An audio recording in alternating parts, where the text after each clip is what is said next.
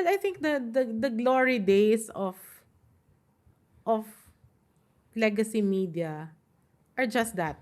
Glory days na lang yon.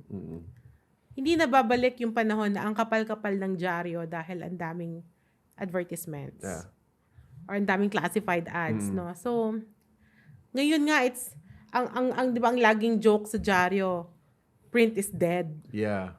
Sabi ko nga, naku, I think, it has been comatose for the past 10 years, no?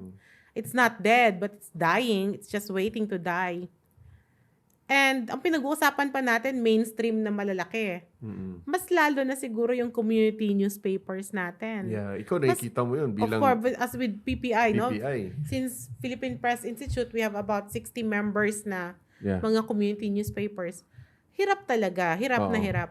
And ang worry pa, kasi kapag naging digital na yung mga government announcements, ayun yung mga madalas source ng income sa community newspapers, mawawalan sila niyan. Kasi sa Gazette pa lang considered as published na eh. So, ang dami talagang challenges. Plus, you have shrinking revenues, no? So, a lot of the revenue streams right now are going to other channels. Primarily for online, social media, no?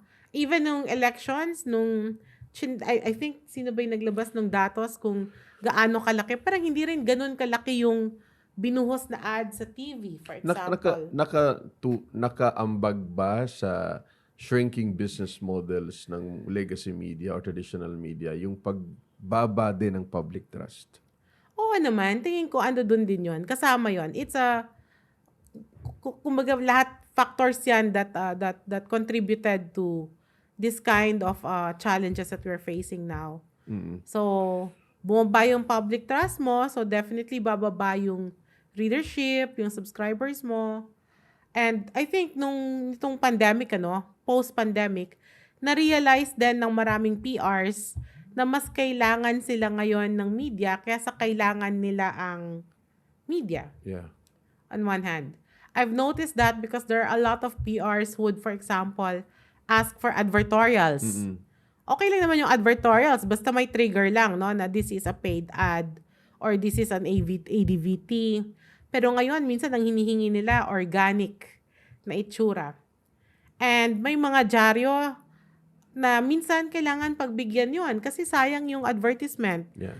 So what structural reforms should these newsrooms or the legacy media should make